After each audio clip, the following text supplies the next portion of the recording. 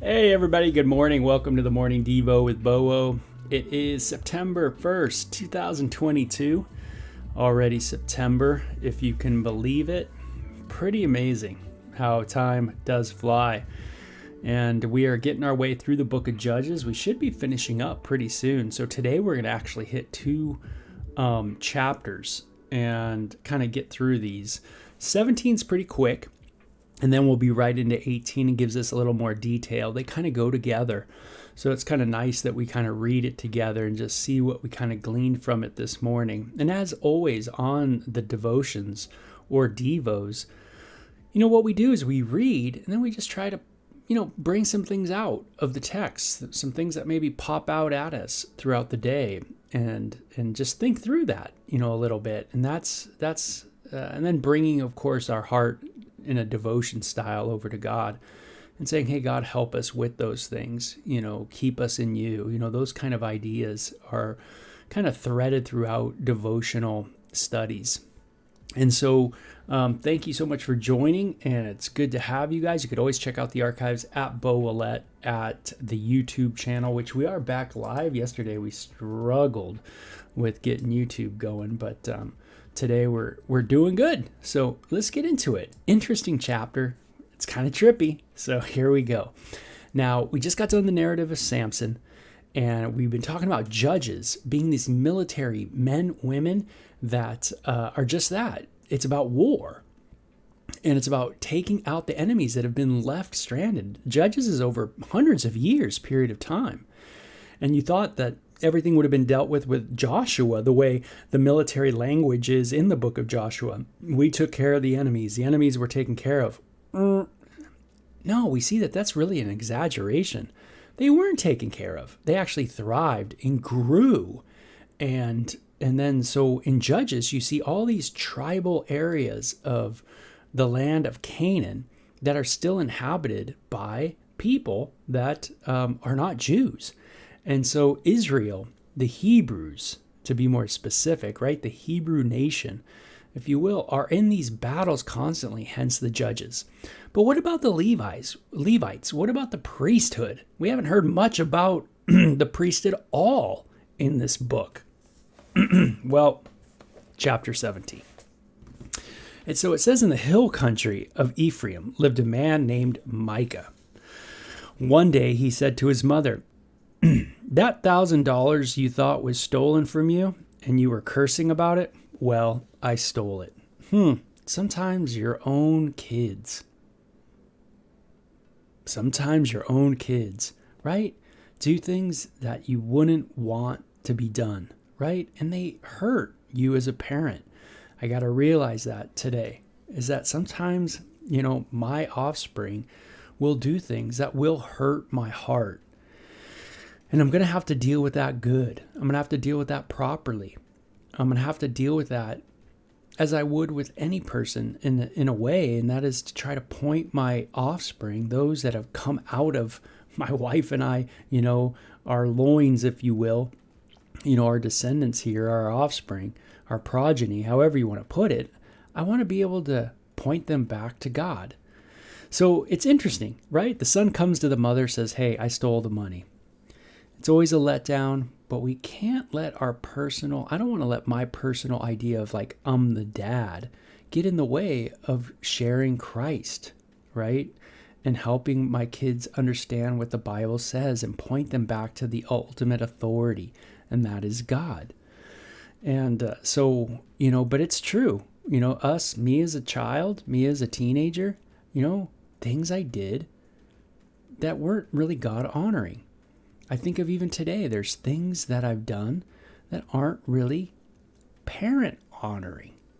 Did I honor my mom and dad when I did that? When I said that, whatever I did, those kind of things. And that can be something that we have to look at. And again, it takes some introspection to be able to do that. And you got to deal with failure. And if you don't deal with failure good, you're going to avoid it at all cost. And then there's only one way to go, and that is a narcissistic attitude. And so one day he said to his mother, $1,000 that you thought was stolen, I took it. God bless you for confessing it, his mother replied. So he returned the money to her. I love her response, by the way. Hey, I'm glad you confessed it. I'm glad you did that. Hey, do I have that kind of attitude when people confess to me? Do I have an attitude of gratitude? Or am I like, I can't believe you did that, blah, blah, blah, blah, blah, blah, blah, blah, blah, blah, blah, blah, blah, blah, blah, blah. Do I just keep going? Or do I realize, hey, it's a blessing that they're confessing it? And so it says, I am going to give it to the Lord as a credit for your account, she declared. I'll have an idol carved for you and plate it with the silver. Interesting. So already in the narrative, we're starting to get an interesting situation, right? You have this person who lives in Ephraim, steals money from his mom. Mom takes some of the money, makes an idol, and it says, make an idol for her son. So his mother took a fifth of it to a silversmith, and the idol he made from it was placed in Micah's shrine. So Micah from the hill country of Ephraim had a shrine and had a bunch of idols in it.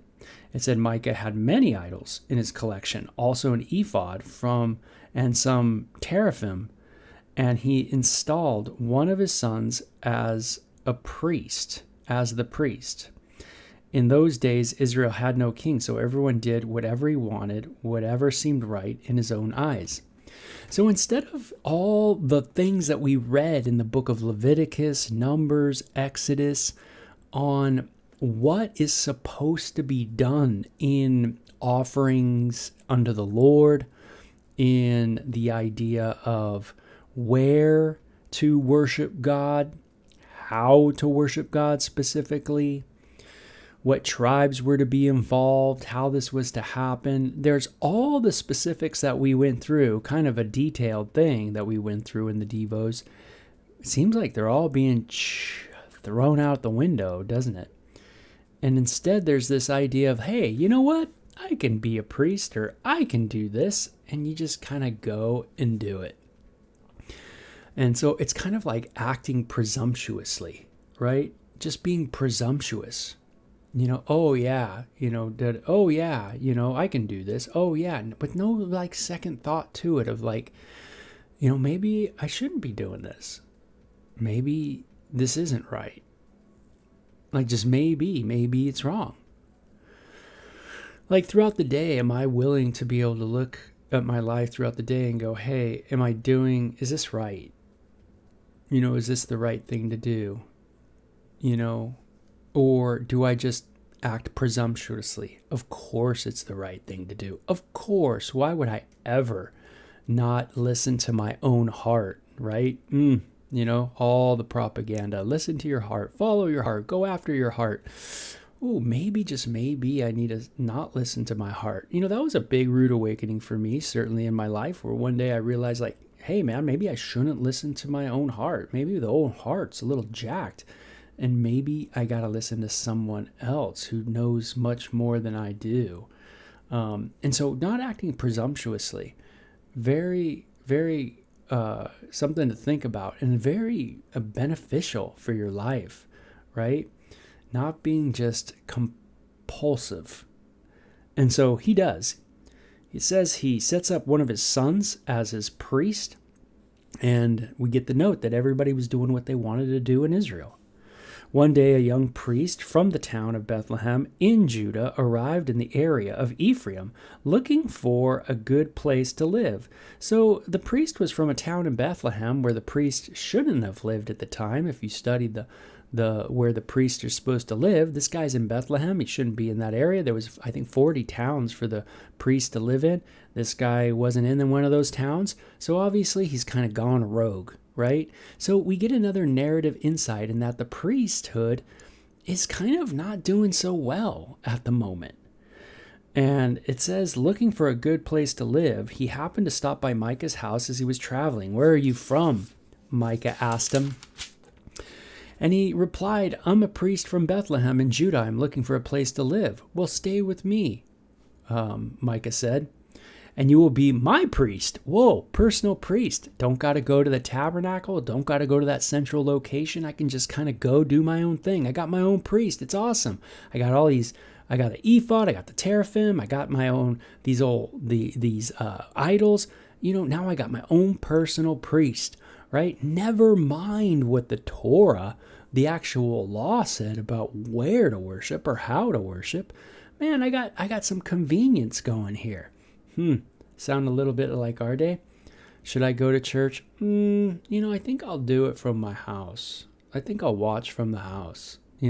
Sometimes we do that out of, not because of necessity. And if you do it out of necessity, then man, I totally get it. Great. It's awesome that you could tune in. But if you do it out of convenience, now we start kind of doing the Micah thing, right? Oh man, I got the priest. He can come to the house. It's awesome. He can actually live with me. It'll be awesome. The young man agreed to this and became as one of Micah's sons. So Micah consecrated him as his personal priest. "I know the Lord will really bless me now," Micah exclaimed, "because now I have a genuine priest working for me." Hey, I don't have to act like a priest. I don't have to kind of mimic it. Now we got our own thing. I got my real thing going. Wow, someone really a descendant from, the Levitical priesthood. How exciting is this? You could see how, we can get very much into this compromising position when it comes to, things that are a quote luxury, right? This convenience attitude. Oh, it's so good. It's so close. Now, if you think about this really hard and think about it through, you'll find that all the things that we do for convenience, really, think of almost anything, getting food at the grocery store, it all has had ramifications in our world. Isn't that interesting? What is the ramifications of having grocery stores? A lot of people go, oh, well, food's closer to you. But what are other ramifications for mass production of food? And, what has been the overall? Has greed increased, you think? And, has, lustful inclinations, has backbiting, has our health helped?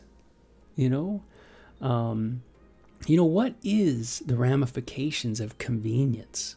And there's a lot of good things to think about and talk about with that.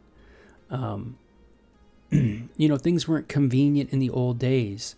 You had to wait for the buffalo to roam, man. And then you had to go get it. You had to go fight a buffalo, But was there more serenity? Was there more of a peaceful attitude? What was the benefit of the old way as compared to the way of convenience, the way of science? Yeah, if we say today's day is better, in what way is it better? And so there's some really things to think about when it comes to this idea of convenience. But the bottom line for us as Christians is, am I hanging out with God's people? Am I worshiping together in the body of Christ as the Lord would want us to do, to gather together? Or am I doing things for convenience? So it says now, as already has been stated, there was no king in Israel at this time. The tribe of Dan was trying to find a place to settle, for they had not yet driven out the people living in the land assigned to them. Hundreds and hundreds of years, right? Going into the promised land, still haven't dealt with the people in the land. Wow. Unreal. Yeah, when you think things are, sometimes good with Israel, maybe it's not so good. You get these insights. And it says, so the men of Dan chose 5 army heroes from the cities of Zorah, Eshtaol, and as scouts to go and spy out the land they were supposed to settle in. Arriving in the hill country of Ephraim, they stayed at Micah's home. Noticing the young Levi's accent, they took him aside and asked him, "What are you doing here? Why did you come?" And he told them about his contract with Micah and that he was his personal priest. "Well, then," they said, "ask God whether or not our trip will be successful." Hey, if you're a priest, then hey, mediate before us, before the Lord. See, this is the idea of the priesthood, right? The mediation between God and the people. "Yes," the priest replied, "all is well. The Lord is taking care of you." So the 5 men went up to the town of Laish and noticed how secure everyone felt. Their manner of life was Phoenician, and they were wealthy. They lived quietly and were unprepared for an attack, for there was no tribes in the area strong enough to try it. So they lived a great distance from the relatives of Sidon and had little or no contact with the nearby villages. So the spies returned to their people of Zorah and Eshtaol. "What about it?" they asked. "What did you find?" And the man replied, "Let's attack. We have seen the land and it is ours for the taking." Everybody in the land was just kicking back. There was no really threat at all. It could easily be taken. And it says the people aren't even prepared to defend it. So let's go. God has given to us, the priest was right. And so 600 armed troops of the tribe of Dan set out from Zorah and Eshtaol, and they camped at the place of Kiriath Jearim in Judah, which is still called the Camp of Dan. And they went up to the hill country of Ephraim, and they passed the home of Micah. The 5 spies told the others, "There is a shrine in place with an ephod, some teraphim, and many plated idols. It's obvious what we ought to do." So the 5 men went over to the house with all of the armed men standing just outside the gate. That's quite a bit of armed men outside your camp, so to speak. So that's a little scary for Micah, certainly. And it says, and they talked to the young priest and asked him how he was getting along. And they took this. Then the 5 spies entered the shrine and took the idols, the ephod, and the teraphim. So everybody comes in, takes all these silver-plated, idols and everything like that. They see it as maybe a booty, maybe money, to sell. Again, not being too nice, not being that great of friends, if you will. Definitely maybe ulterior motives, maybe wanting, having superstitions and getting the honor, the benefit of having the gods now with them. Again, it's a picture of Israel's absolute given over to idolatry, even early on in their conquest or attempt to conquest the land of Canaan. "Now, what are you doing?" the young priest demanded when he saw them carrying out the idols. "Be quiet and come with us," they said. "Be a priest to all of us. Isn't it better for you to be a priest to the whole tribe of Israel instead of just one man in his private home?" Hey, man, you know what? Why are you in that dude's home? Why are you his private priest? Why don't you come and, be a priest to us? Now, was the tribe of Dan, were they in the right? These 600 armed troops and these spies? No, they weren't right too. They weren't in the right to dictate who is to be a priest to what tribe and what family in that tribe, but they are compromised as well. They criticize Micah, but yet they are doing the same thing. Have you ever done that before, where you criticize someone, but guess what? You're like that too. Man, the world's this, man, the world's that. But yeah, how do you act? What are you doing for convenience? How are you participating in the sinful world? Oh man, then you start looking at your own participation and you go, man, wow. Yeah, maybe I got to be more slower to judge, right? Yeah, and quick to have some mercy. And so the young priest was then quite happy to go with them, and he took along the ephod, the teraphim, and the idols. And they started on their way again, placing their children, cattle, and household goods at the front of the column. And it says, when they were quite at a distance from Micah's home, Micah and some of his neighbors came chasing after them, yelling at them to stop.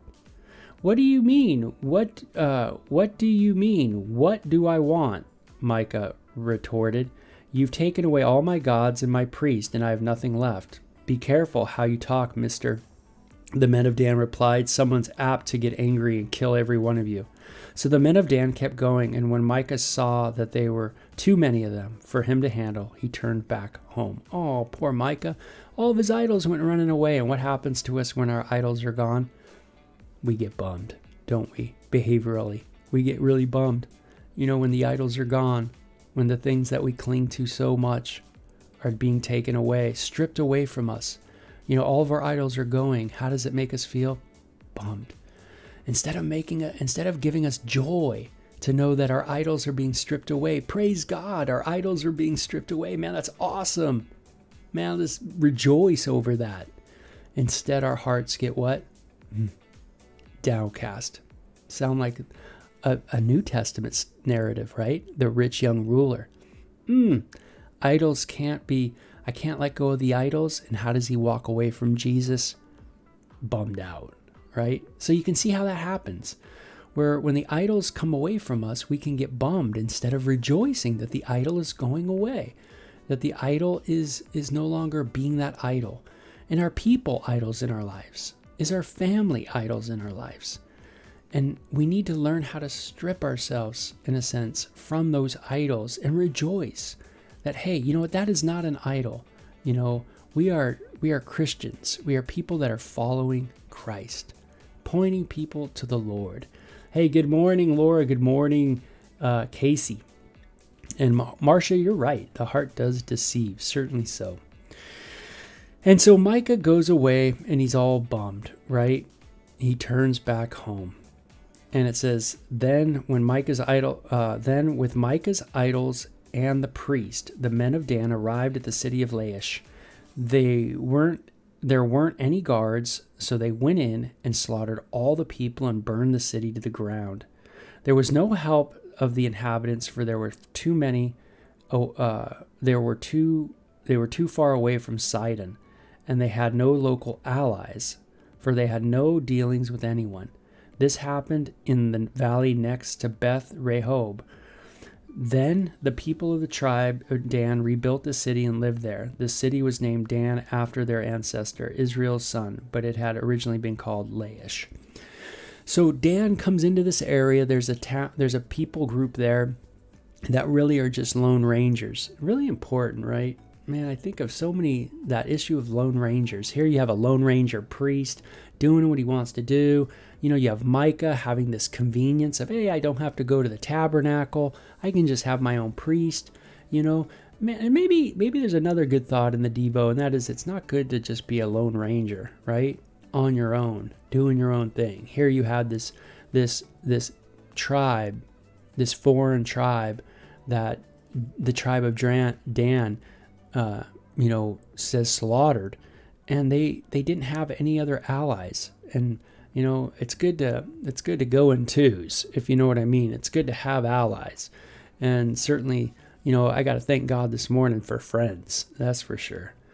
It says, then they set up the idols and appointed a man named Jonathan, son of Gershom and grandson of Moses, and his sons as their priest. Whoa, they set up another whole priesthood. Can you believe this story?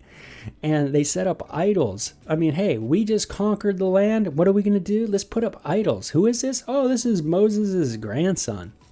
And this family continued as priest until the city was finally conquered by its enemies. So Micah's idols were worshipped by the tribe of Dan as long as the tabernacle remained at Shiloh. Isn't that sad? Micah's idols remained in the tribe of Dan as long as the tabernacle remained in Shiloh. So what's the whole point of this narrative? Well, it gives us an idea on where the priesthood was at. It was all over the place, right? They were worshiping all kinds of things, different gods, who knows what, right?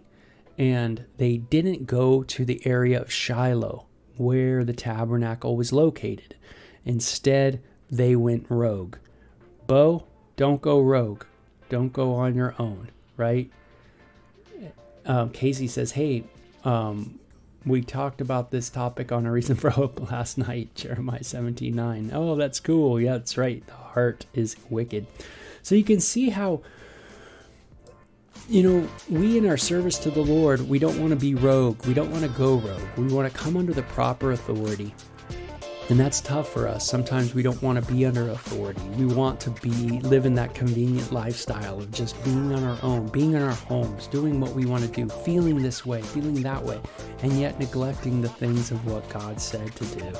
And so, sometimes it's just sticking to the word, right? It's just sticking to the simplicity of the Bible. Hey, don't forsake the assembly. Listen to your leaders, man. They love you. They care for you. Those kind of things. Come under the proper authority. We can see that when we go rogue, we get squirrely quick. And man, there's some pretty insane things that go on in these chapters. And if we stopped and pondered them a little, we'd be like, wow, what a trip. So you guys take care. Have a great one. Sorry for the loud music at the end. That was cranking. You guys have a great one. Take care, okay? Bye-bye.